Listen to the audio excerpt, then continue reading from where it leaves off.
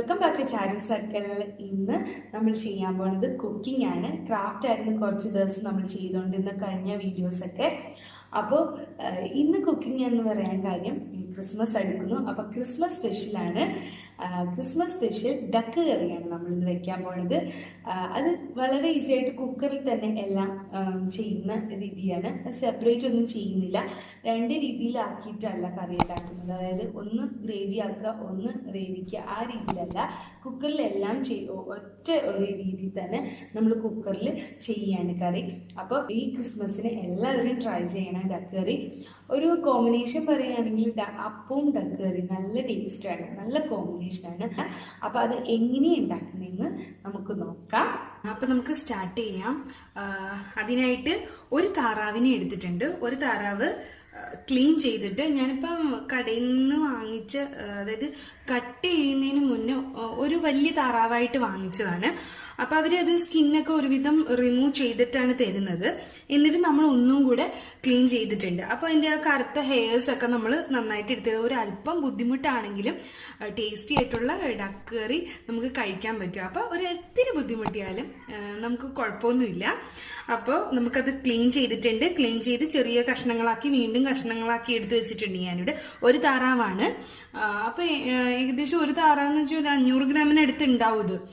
അപ്പൊ ഇതിന് വേണ്ടി എടുത്തിരിക്കുന്നത്, സവാളക്കൊക്കെ അല്പം റേറ്റ് കൂടുതലാണ് ഈ ഒരു സമയത്ത്. സവാള മാത്രമല്ല, ചെറിയുള്ളിക്കും നല്ല റേറ്റ് ആണ്. അപ്പൊ രണ്ടും കൂടെ മിക്സ് ചെയ്ത് കുറച്ച് എടുത്തിട്ട് ചെയ്ത് കറിക്കിടുകയാണെങ്കിൽ അത് നല്ലതായിരിക്കും. സവാള കുറച്ചാലും കുഴപ്പമൊന്നുമില്ല, എന്നാലും ടേസ്റ്റ് ആണ്. അപ്പൊ ഞാൻ എടുത്തിരിക്കുന്ന സവാള ഇപ്പം ഈ ഒരു വലിപ്പത്തിലുള്ള സവാള ഒരു 3 എണ്ണം എടുത്തിട്ടുണ്ട്. 3 എണ്ണം എന്ന് വെച്ചാൽ ഇത് ഒരു ചെറിയ സവാളയാട്ടോ, വലിയ സവാളയല്ല. ഇപ്പൊ ഇടത്തരത്ത് മീഡിയത്തിനേക്കാളും ചെറുതാണ്. അതുകൊണ്ടാണ് ഞാൻ പറഞ്ഞത് ഈ ഒരെണ്ണം കാണിച്ചത്. ഇതിന് 3 എണ്ണം എടുത്തിട്ടുണ്ട്. ഇപ്പൊ സവാള കുറച്ചിട്ട് നമുക്ക് മല്ലിപ്പൊടി കൂടുതൽ ഉപയോഗിച്ച് കഴിഞ്ഞാൽ ഗ്രേവി കൂടുതൽ തിക്കായി കിട്ടും. സവാള കുറച്ചാലും കുഴപ്പമൊന്നുമില്ല, കാരണം നമ്മൾ മല്ലിപ്പൊടിയിലാണ് ഇത് ചെയ്യുന്നത്. അപ്പൊ മുളക് പൊടിയില്ല, മല്ലിപ്പൊടിയിൽ ചെയ്യുമ്പോൾ ഗ്രേവി തിക്കായിക്കോളും, കുഴപ്പമൊന്നുമില്ല. തേങ്ങാപ്പാലും കൂടെ ഒഴിക്കുന്നുണ്ട്, ഗ്രേവി തിക്കായിക്കോളും. അപ്പൊ സവാള കുറയ്ക്കണമെങ്കിൽ കുറച്ചോ, കുഴപ്പമൊന്നുമില്ല. എന്തായാലും ഈ ഒരു വലിപ്പത്തിലുള്ള 3 എണ്ണം എടുത്തിട്ടുണ്ട്. വെളുത്തുള്ളി എടുക്കണമെങ്കിൽ ഈ വലിപ്പത്തിലുള്ള, ഇത് ഒരു ഇടത്തരം വലിപ്പമുള്ള വെളുത്തുള്ളിയാണ്. ഈ വലിപ്പത്തിൽ ഒരെണ്ണം മൊത്തത്തിൽ എടുത്തിട്ടുണ്ട് ഞാൻ. അത് ചതച്ച് വെച്ചിരിക്കുന്നതാണിത്. ഇഞ്ചി പറയുമ്പോൾ ഞാനത് കാണിക്കുന്നത് ഇത്രത്തോളം ഇഞ്ചി എടുത്തിട്ടുണ്ട്. ഇത് കട്ട് ചെയ്തെടുക്കുമ്പോഴത്തേനും കുറച്ച് ഇത്രയാവുള്ളൂ. അപ്പൊ ഇത്രയും വലിപ്പത്തിലുള്ള ഇഞ്ചി നന്നായിട്ട് ചതച്ച് വെച്ചിരിക്കുന്നത്. ഞാൻ ഈ രണ്ടും ചതച്ച് സെപ്പറേറ്റ് വെച്ചിട്ടുണ്ട്. ഒരുമിച്ച് പേസ്റ്റ് ആക്കണമെങ്കിൽ പേസ്റ്റ് ആക്കി എടുക്കാം. പിന്നെ കറിവേപ്പില, ആവശ്യത്തിന് കറിവേപ്പില എടുക്കാം. കറിവേപ്പില കൂടിയാലും കുഴപ്പമൊന്നുമില്ല, കറിക്ക് നല്ല ടേസ്റ്റ് ആയിരിക്കും. പിന്നെ വേണ്ടത് പച്ചമുളക് എരിവിന് വേണ്ടിയുള്ള പച്ചമുളകാണ്. നമ്മൾ കുരുമുളക് പൊടി ഉപയോഗിക്കുമ്പോൾ അതനുസരിച്ചുള്ള പച്ചമുളക് യൂസ് ചെയ്താൽ മതിയാവും. ഞാനിപ്പോൾ ഒരു 6 പച്ചമുളക് എടുത്തിട്ടുണ്ട്, നന്നായിട്ട് കീറി എടുത്ത് വെച്ചിട്ടുണ്ട്. നമ്മൾ പച്ചമുളക് കൂടുതൽ ഉപയോഗിക്കുമ്പം എരിവ് നോക്കിയതിന് ശേഷം മാത്രം കുരുമുളക് പൊടി ഉപയോഗിക്കാവുള്ളൂ. അപ്പം ഏതെങ്കിലും ഒന്ന് കൂടുതലായിട്ട് ഉപയോഗിച്ചോ കുഴപ്പമൊന്നുമില്ല. അപ്പൊ പച്ചമുളക് വേണ്ടവർക്ക് പച്ചമുളക് കൂടുതലായിട്ട് എടുക്കാം. അപ്പൊ നമ്മൾ ഇത് കഴിഞ്ഞു. ഇനി ഇതെടുത്ത് മാറ്റാം. നമുക്ക് പൊടിയിലേക്ക് വരികയാണെങ്കിൽ മല്ലിപ്പൊടി കൂടുതൽ വേണം, മുളക് പൊടി ഉപയോഗിക്കില്ല. അതിനാണ് കുരുമുളക് പൊടിയും പച്ചമുളകും എന്ന് ഞാൻ പറഞ്ഞത്. മല്ലിപ്പൊടി ഒരു എടുത്തിട്ടുണ്ട്, ഞാൻ അളവ് പറഞ്ഞു തരാം ഇടുമ്പോൾ. പിന്നെ മഞ്ഞൾപ്പൊടി വേണം, കുരുമുളക് പൊടി എടുത്തിട്ടുണ്ട്. പിന്നെ ഗരം മസാല കുറച്ച് മതിയാവും. ഗരം മസാല നമ്മൾ കുറച്ച് കൂടുതൽ ഉപയോഗിക്കുകയാണെങ്കിൽ ചെറിയ കുത്തൽ ചുവ വരും. അപ്പൊ കുറച്ച് മതിയാകും. നമുക്ക് അതിന്റെ ടേസ്റ്റ് ഇഷ്ടമല്ലെങ്കിലും കുഴപ്പമൊന്നുമില്ല. ഇറച്ചി മസാല ഉണ്ടെങ്കിൽ അങ്ങനെയും ഉപയോഗിക്കാം. ഞാനിപ്പോൾ ഗരം മസാലയാണ് എടുത്തിരിക്കുന്നത്. ഇനി നമുക്ക് ഇത് കുക്കറിലാണ് വേവിക്കുന്നത്. പെട്ടെന്ന് തന്നെ ചെയ്തെടുക്കാൻ പറ്റും. കുക്കറിൽ ഒരുമിച്ചിട്ട് നമ്മൾ വേവിക്കുകയാണ്. അപ്പൊ നമുക്ക് ആദ്യം കുക്കറിൽ ഡക്ക് വേവിച്ചതിന് ശേഷം കുരുമുളക് പൊടി മഞ്ഞൾപ്പൊടി ഇട്ട് വേവിച്ചതിന് ശേഷം ഗ്രേവി ആക്കണമെങ്കിൽ അങ്ങനെ ആക്കാം. പക്ഷെ നമ്മളിപ്പോൾ എല്ലാം ഒരുമിച്ച് തന്നെ ചെയ്യാൻ പോവാണ്. ഈസി ആയിട്ട് അത് ചെയ്യാൻ പറ്റും. തേങ്ങാപ്പാൽ ആവശ്യമാണ്. അത് ഞാൻ പറഞ്ഞു തരാം. ആദ്യം നമുക്ക് ഡക്ക് എങ്ങനെ കുക്കറിലോട്ട് ഇട്ടതിന് ശേഷം നമുക്ക് പറഞ്ഞു തരാം തേങ്ങാപ്പാൽ എത്രത്തോളം വേണമെന്ന്. കുക്കർ വെച്ച് കുക്കർ ചൂടായതിനു ശേഷം നമുക്ക് വെളിച്ചെണ്ണ ഉപയോഗിക്കാം. വെളിച്ചെണ്ണയാണ്, അതായത് നാടൻ കറികൾ വെക്കുമ്പോൾ എപ്പോഴും വെളിച്ചെണ്ണ ഉപയോഗിക്കാൻ ശ്രമിക്കുക. കാരണം നല്ല ടേസ്റ്റ് ആയിരിക്കും, മണമായിരിക്കും ആ കറിക്ക്. അതൊരു പ്രത്യേക ടേസ്റ്റ് തന്നെ കിട്ടും. അപ്പോൾ അതുകൊണ്ട് ഞാൻ വെളിച്ചെണ്ണ തന്നെയാണ്. ഞാൻ എപ്പോഴും മീൻകറിയും അതുപോലെ നാടൻ കറി, ഡക്ക്, അതുപോലത്തെ ചിക്കൻ, മട്ടൺ ബീഫൊക്കെ വെച്ചാലും വെളിച്ചെണ്ണ തന്നെ ഞാൻ ഉപയോഗിക്കുന്നത്. അപ്പം നമുക്ക് വെളിച്ചെണ്ണ ഒരു അത്യാവശ്യം ഇത്തിരി കൂടുതൽ വേണം. എന്നാലും കുറയ്ക്കണമെങ്കിൽ കുറയ്ക്കാം. കാരണം എന്ന് വെച്ചാൽ ഡക്കിന് ഒരു നെയ്യ്, ഇത് നല്ല നാടൻ ഡക്കായതുകൊണ്ട്, അതായത് താറാവായതുകൊണ്ട് നല്ല നെയ്യ് ഉണ്ടാവും. അപ്പം നെയ്യ് നമ്മൾ കുക്കറിൽ അടിച്ച് കഴിയുമ്പോൾ അറിയാൻ പറ്റും, മുകളിൽ ഇങ്ങനെ നെയ്യ് ഇങ്ങനെ എണ്ണ പൊതിഞ്ഞ് നിൽക്കും. അപ്പോൾ അതറിയാൻ പറ്റും. അപ്പോൾ വെളിച്ചെണ്ണ കുറച്ച് കുറയ്ക്കണമെങ്കിൽ കുറച്ചോ കുഴപ്പമൊന്നുമില്ല. കുക്കർ നന്നായിട്ട് ചൂടായി വരുന്നുണ്ട്. അപ്പോൾ നമുക്ക് വെളിച്ചെണ്ണ ഉപയോഗിക്കാം. ഒരു 3 ടേബിൾ സ്പൂൺ വെളിച്ചെണ്ണ ഞാൻ ഒഴിച്ചിട്ടുണ്ട്. 3 ടേബിൾ സ്പൂൺ വെളിച്ചെണ്ണ ചൂടായി വരുമ്പോൾ നമുക്ക് ഇഞ്ചി വെളുത്തുള്ളി ഇട്ട്, പേസ്റ്റ് ആണെങ്കിൽ നമുക്ക് ഉള്ളി, അതായത് സവാള ഒന്ന് വഴറ്റിയതിന് ശേഷം മാത്രം ഇഞ്ചി വെളുത്തുള്ളി പേസ്റ്റ് ഇട്ട് കൊടുത്താൽ മതിയാവും. ഇപ്പം നമ്മൾ ചതച്ചതാണ്, വലിയ കുഴപ്പമൊന്നും ഉണ്ടാവില്ല. അതെന്ന് വെച്ചാൽ അടിക്ക് പിടിക്കാതിരിക്കാൻ വേണ്ടി ഞാൻ അതങ്ങനെ പറഞ്ഞത്. നമുക്ക് വെളുത്തുള്ളി ഇട്ട് കൊടുക്കാം.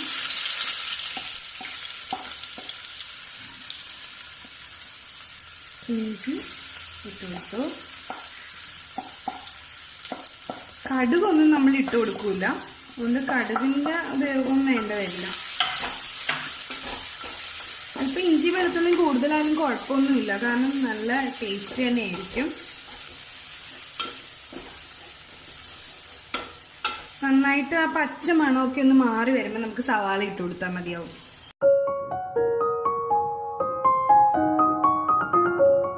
ഇപ്പം ഇഞ്ചി വെളുത്തുള്ളി ആയിട്ടുണ്ട്. സവാള ഇട്ട് കൊടുക്കാം. സവാള കുറച്ചുകൊണ്ട് കുഴപ്പമൊന്നുമില്ല. സവാളയും ചെറിയുള്ളിയും കൂടെ മിക്സ് ചെയ്ത് കുറച്ചായിട്ട് എടുത്തിട്ട് ചെയ്യുകയാണെങ്കിലും നല്ല ടേസ്റ്റ് ആയിരിക്കും. ചെറിയുള്ളി ഉപയോഗിച്ചാലും നല്ല ടേസ്റ്റ് തന്നെയാണ്. ഇപ്പോൾ രണ്ടിനും നല്ല വിലയാണ് ഇപ്പോൾ അവിടെ. അപ്പോൾ അതുകൊണ്ട് എന്നാലും ഒരു അല്പം സവാള ഞാൻ ഉപയോഗിച്ചു, കാരണം നമ്മൾ എന്തായാലും കറിക്ക് ഒരല്പം വേണം. പിന്നെ നന്നായിട്ട് സവാള വഴറ്റിയെടുക്കാൻ ശ്രമിക്കുക. നന്നായിട്ട് വഴറ്റിയെടുക്കുമ്പോൾ ഉള്ള ഒരു കാര്യം എന്ന് വെച്ചാൽ ഗ്രേവി, അത് കുറച്ച് സവാള എടുത്താലും നന്നായിട്ട് വഴറ്റുന്നതനുസരിച്ച് ഇരിക്കും നമ്മുടെ ഗ്രേവിയുടെ ടേസ്റ്റും ആ തിക്നെസ്സും. അപ്പം നമുക്കിനി കുറച്ച് പച്ചമുളക് ഇട്ട് കൊടുക്കാം. എന്നിട്ട് ഞാൻ പറഞ്ഞ പോലെ പച്ചമുളക് കൂടുതൽ എടുക്കുകയാണെങ്കിൽ കുരുമുളക് പൊടി കുറച്ചിടുക. എരിവിനനുസരിച്ച് നമുക്ക് പച്ചമുളക് എടുക്കാം. ഇനി നമുക്ക് കുറച്ച് കറിവേപ്പില ഇപ്പം ഇട്ട് കൊടുക്കാം. അത് കഴിഞ്ഞിട്ട് നമുക്ക് ഇട്ട് കൊടുക്കാം. കറി ആയതിനു ശേഷം കുറച്ച് ഇട്ട് കൊടുക്കാം. എന്നാലും കുറച്ച് കറിവേപ്പില ഇപ്പം കിട്ടുന്നുണ്ട്. അപ്പം കറിവേപ്പിലിന് നല്ല മണമായിരിക്കും. ഒന്ന് വഴറ്റി വരുമ്പോൾ നല്ല മണം വരും. വെളിച്ചെണ്ണയിൽ സവാളയും കറിവേപ്പും ഇത് വഴറ്റി വരുമ്പോൾ ഒരു പ്രത്യേക മണമല്ലേ. സവാള നന്നായിട്ട് വഴറ്റിയിട്ടുണ്ട്. ഇതിലേക്ക് നമുക്ക് പൊടികൾ ഇട്ട് കൊടുക്കാം. മല്ലിപ്പൊടി വേണ്ടത് ഒരു 5 ടേബിൾ സ്പൂൺ മല്ലിപ്പൊടി ഇട്ടിട്ടുണ്ട് ഞാൻ. 5 ടേബിൾ സ്പൂൺ.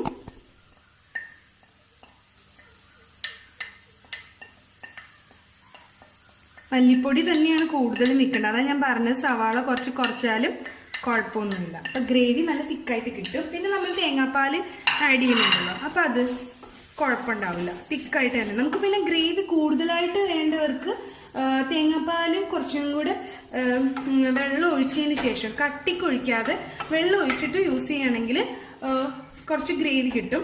അതങ്ങനെ എടുത്ത് വെക്കുകയാണെങ്കിൽ നമ്മൾ ഗ്രേവി കുറഞ്ഞു പോയാലും നമുക്ക് വീണ്ടും ഒഴിച്ചു കൊടുത്താൽ മതിയാവും. എന്നിട്ട് തിളപ്പിച്ചെടുത്താൽ മതിയാവും.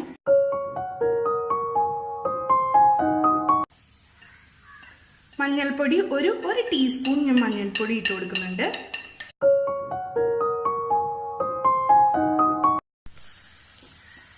മല്ലിപ്പൊടിയുടെ പച്ചമണമൊക്കെ മാറി വന്നു. ഇതിലേക്ക് നമുക്ക് ഒരല്പം ഗരം മസാല ഇട്ട് കൊടുക്കാം. ഞാൻ പറഞ്ഞതുപോലെ പിന്നീട് ഇട്ടാൽ മതിയോ. എടുത്ത് വെച്ചിരിക്കുന്ന ഒരു 1/2 ടീസ്പൂൺ ഞാനിപ്പോൾ ഇട്ട് കൊടുക്കുന്നുണ്ട്. 1 ടീസ്പൂണോളം ഉണ്ട്, അപ്പോൾ 1/2 ടീസ്പൂൺ ഞാൻ ഇട്ട് കൊടുക്കുകയാണ്. ഡക്ക് ഇട്ട് കൊടുക്കുക. എന്നിട്ട് വെള്ളം ഒഴിച്ചാൽ മതിയാവും.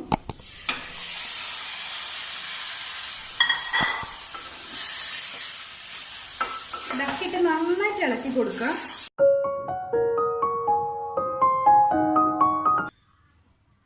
ഉപ്പിട്ട് കൊടുക്കാം. 1 ടീസ്പൂൺ കുരുമുളക് പൊടി ഞാൻ ഇപ്പം ആഡ് ചെയ്യാണ്. വേവാനുള്ള വെള്ളം ആഡ് ചെയ്ത് കൊടുക്കുകയാണ്. ഒരുപാട് വേണ്ട, നോക്കുക. അപ്പം ഞാൻ ഇട്ട് കൊടുക്കുന്ന വെള്ളം എന്ന് പറയുന്നത് ഇങ്ങനെ നിൽക്കണം, ഇതിന് മുകളിൽ പോകാൻ പാടില്ല. അതായത് ഞാനൊന്ന് ഇളക്കി കൊടുക്കട്ടെ, എന്നിട്ട് വേണമെങ്കിൽ നമുക്ക് ആഡ് ചെയ്യാം.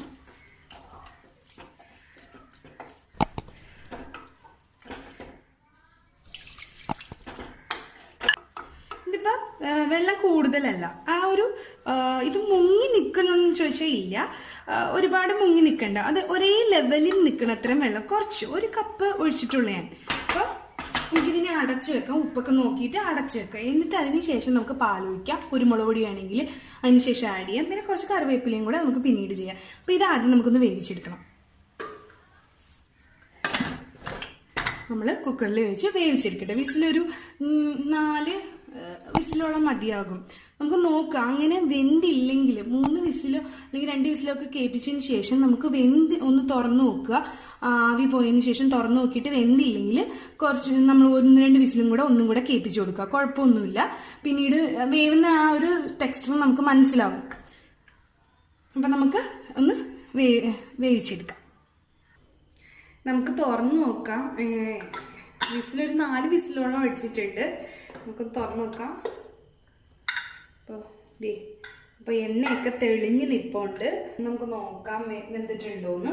ഏകദേശം വെന്തിട്ടുണ്ട് ഇത്. അപ്പം നമുക്കിങ്ങനെ അത്യാവശ്യം വെള്ളം, അതായത് ഗ്രേവി കുറവാണ്. ഞാനിപ്പോൾ എടുത്തിരിക്കുന്ന ഗ്രേവി ഇത്തിരി കുറവാണ്, കണ്ടല്ലോ, ഇത്രയും ഗ്രേവിയേ ഉള്ളൂ. വെന്തിട്ടുണ്ട്. അപ്പം നല്ല ഇതുപോലെ കഴിക്കണമെങ്കിൽ ഇങ്ങനെ കഴിക്കാം. ചോറിൻ്റെ കൂടെ, അപ്പത്തിൻ്റെ കൂടെ, പുട്ടിൻ്റെ കൂടെ ഒക്കെ കഴിക്കും ഇതുപോലെ. നമുക്ക് ഇതിലോട്ട് ഒരല്പം, എപ്പോഴും താറാവർക്ക് ഒരല്പം തേങ്ങാപ്പാൽ ഒഴിക്കാറുണ്ട്. അപ്പം ഞാനും അതുപോലെ തേങ്ങാപ്പാൽ എടുത്തിട്ടുണ്ട്. തേങ്ങാപ്പാൽ എന്ന് പറയുന്നത് ഗ്രേവി ആവശ്യത്തിന് തേങ്ങാപ്പാൽ ഒഴിച്ചാൽ മതിയോ. നമുക്കൊന്ന് ചൂടാക്കി എടുക്കണം. ഇതിപ്പം ഫ്ലെയിം ഞാൻ കത്തിച്ചിട്ടില്ല. അപ്പം നമുക്ക് ഗ്രേവി ആവശ്യമുണ്ടെങ്കിൽ, ഇപ്പം ഒരു തിക്ക് ഗ്രേവിയിലാണ് നിൽക്കണത്. ഞാനതാ പറഞ്ഞത്, സവാളയൊക്കെ നന്നായിട്ട് വഴറ്റി കഴിഞ്ഞാൽ നല്ല ഗ്രേവി കിട്ടും.